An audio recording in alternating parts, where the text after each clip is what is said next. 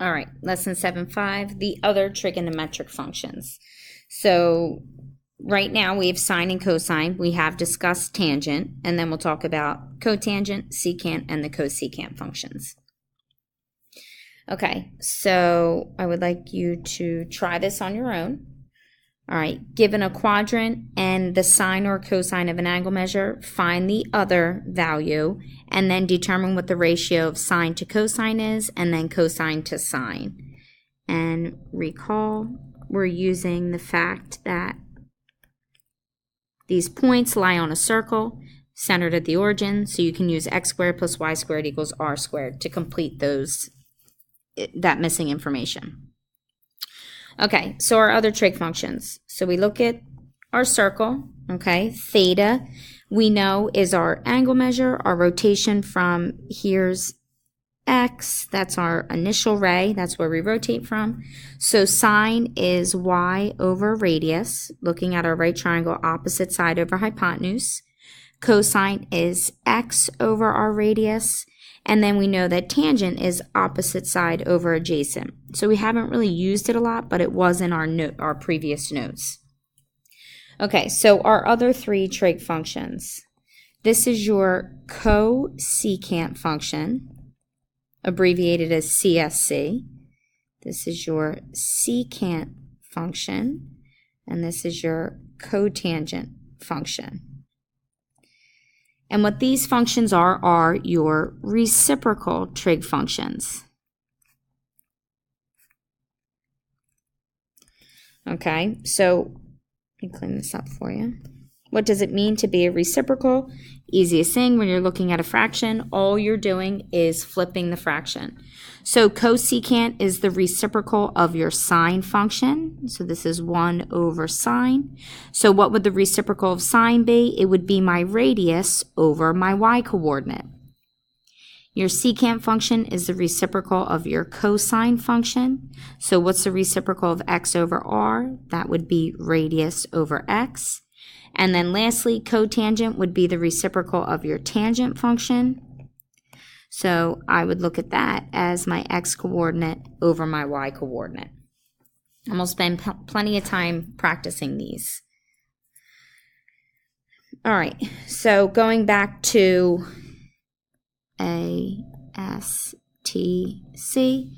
In the first quadrant, I know that my sine is positive, my cosine is positive, and my tangent is positive.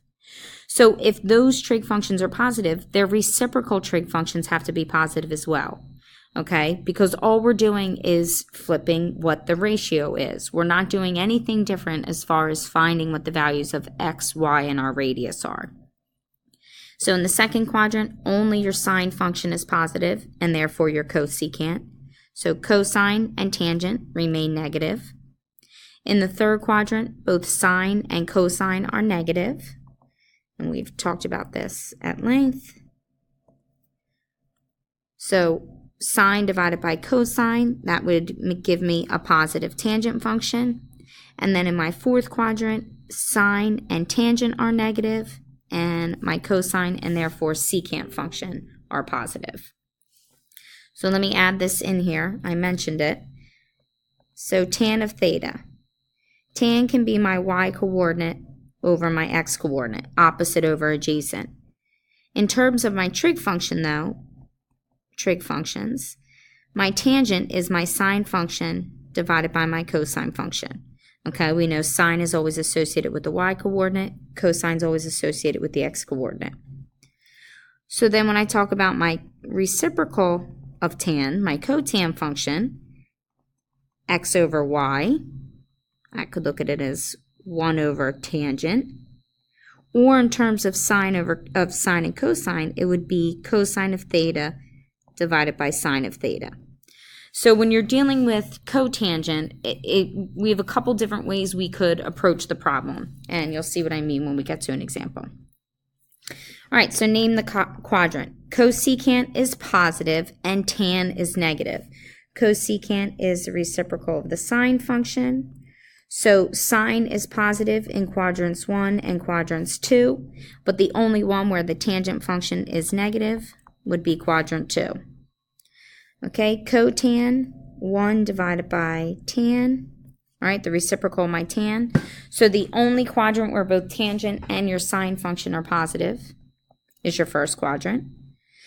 Cosine is negative in quadrants 3 and 2. Cotangent being positive, cotan is a reciprocal of my tangent function. So in which of those two quadrants is the tangent positive? That would be quadrant 3. And lastly, cosecant is a reciprocal of sine. Secant is a reciprocal of cosine. So in what two quadrants are both sine and cosine negative? That also would be quadrant 3. All right, so back to our exact values. So we have to be excellent with being able to know what our exact values are, because now we'll be taking the reciprocal of these ratios. Okay, now here's the chart written out, but I do not recommend or suggest trying to memorize these. Okay, it's the reciprocal of the values that we already know, but that's just what it would look like in chart form. Okay, so give the exact value. Tangent of 240 degrees. So in terms of my reference angle, 240 is the third quadrant angle. Okay, so it's going to be the same as its reference angle. Reference angle is 60 degrees, because 240 minus 180 is 60, or 240 degrees is 60 degrees from my reference axis, my x-axis there, and the tan of 60 degrees is square root of 3. Cosecant of 5 pi over 4. Okay, so 5 pi over 4 is a third quadrant angle as well. Cosecant is the reciprocal of the sine function. So the sine function is negative in the third quadrant. So it's going to be the opposite of my reference angle of pi over 4. Okay, we know in radians we just keep the same denominator. So I'm going to start as the reciprocal, okay? So the sine of pi over 4 is square root of 2 over 2. So the reciprocal of that would be negative 2 over square root of 2. And I would suggest rationalizing these. All right, multiply top and bottom by square root of 2. All right, so rationalizing, I get negative 2 root 2 all divided by 2. These guys cancel each other out. So negative root 2. And then you can verify from the other chart that was given to you that the cosecant of pi over 4 is square root of 2. Again, it has to be negative because of the quadrant of your angle measure. Okay, cosecant of 3 pi over 2. 3 pi over 2 does not have a reference angle. Okay, 3 pi over 2 is down on my negative y-axis. Coordinates are 0, negative 1. Cosecant is the reciprocal of my sine function. Okay, so sine of 3 pi over 2 is negative 1, so the reciprocal of negative 1 just stays as negative 1. Okay. Cotangent of 240 degrees, so it's going to look a lot like the answer to number 1. 240 degrees is in the third quadrant, so my cotangent is positive. In terms of my reference angle, this would be equivalent to cotangent of 60 degrees. So just taking my answer from number 1, if the tangent of 60 is square root of 3, the cotangent is the reciprocal of that, 1 over the square root of 3. Don't know why it does that. Rationalizing our denominator, and I get square root of 3 over 3 as the cotangent of 240 degrees. All right, secant of 2 pi over 3. 2 pi over 3 is a second quadrant angle. Secant is the reciprocal of the cosine function. So in the second quadrant, the cosine is negative. So I have negative secant of pi over 3. Okay, so negative 1 over the cosine of pi over 3 is 1/2. The reciprocal of half, my answer would be negative 2. Then lastly, cotangent of 11 pi over 6. 11 pi over 6 is a fourth quadrant angle. In the fourth quadrant, only my cosine is positive. Now I'm looking at the reciprocal of my tangent function. So this will be the opposite of the cotangent of pi over 6. Okay, well, the tangent of pi over 6 is square root of 3 over 3. So when I take the reciprocal of that, negative 3 divided by square root of 3.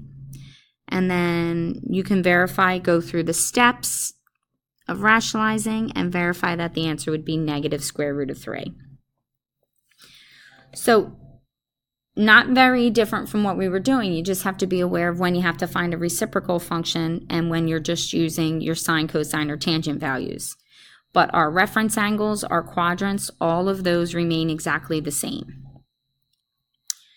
All right, use a calculator to find each of the following. Round to the nearest thousandth place.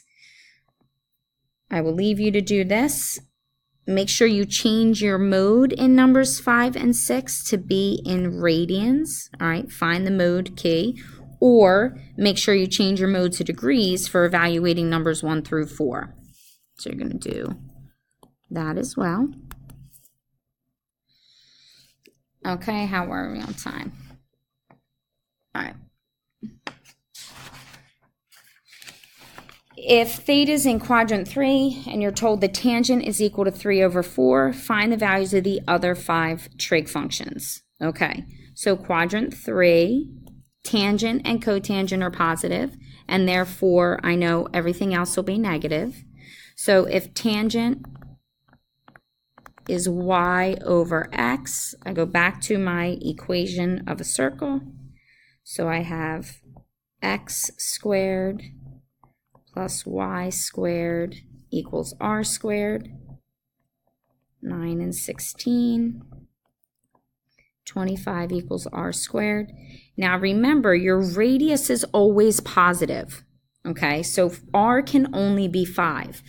But if we think about this angle measure, and if we're in the third quadrant, so we rotate and our terminal ray is down here, the coordinates of this point are going to be negative x comma negative y.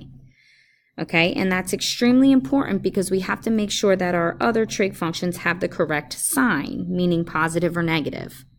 Okay, so when I divide two negative numbers, it ends up being a positive. So that's why my simplified ratio is positive 3/4. All right, so sine of theta, y coordinate over my radius, cosine of theta, x coordinate over my radius. We have our tangent. Now our reciprocal functions are very easy. Okay, reciprocal of cosine is secant of theta. So negative 5/4. Reciprocal of my sine function is my cosecant function. So negative 5/3. And I really could have started with this one since I was given tangent. Cotangent of theta would be 4/3. All right, so in the interest of time, we'll finish here. You do have 2 homework slides to complete, the very first one and then this previous one with the calculator. And we'll see you in class.